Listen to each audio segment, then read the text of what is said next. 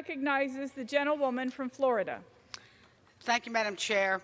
I rise in support of my amendment, which is aimed at ensuring that a voter is not confused or misled by a bad ballot design that could lead to that voter overlooking a race that's called an undervote, or even voting for the wrong candidate.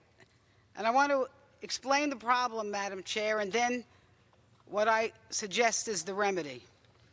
Because unfortunately, I've seen a bad ballot design basically cause chaos in my home state of Florida in two recent past elections. First, I want to go back to the 2000 presidential race, Gore v. Bush, where unfortunately, a famous, poorly designed butterfly ballot confused voters in Palm Beach County. Many elderly citizens who thought they were voting for Al Gore actually voted for Pat Buchanan. And why was this significant? Because we had a presidential race where 6 million voters voted, and it was decided by 500+ votes. And Pat Buchanan got an unexpected 3,400 votes in a very liberal Palm Beach County. And then again, just recently in the 2018 midterms, again, a very close Senate race.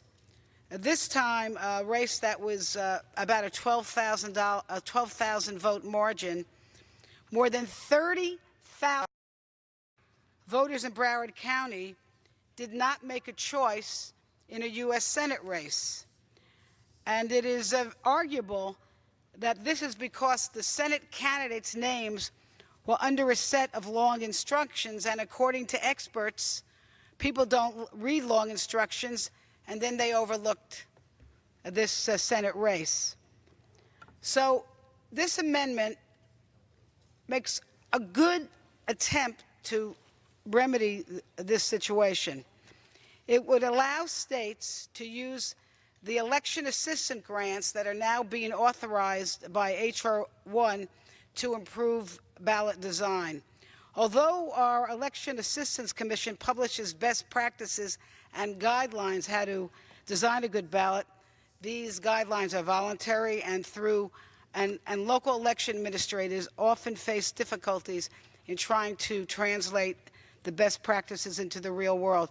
So with the funds provided by this amendment, states will be allowed to use their election assistance grants to create programs to train workers and research, model, and implement ballots designed by the best practices. And this promises Americans the chance to cast their vote for their intended candidate. And we've seen problems with bad ballots. They're not just theoretical hiccups. They can and will literally swing elections. So I urge my colleagues to support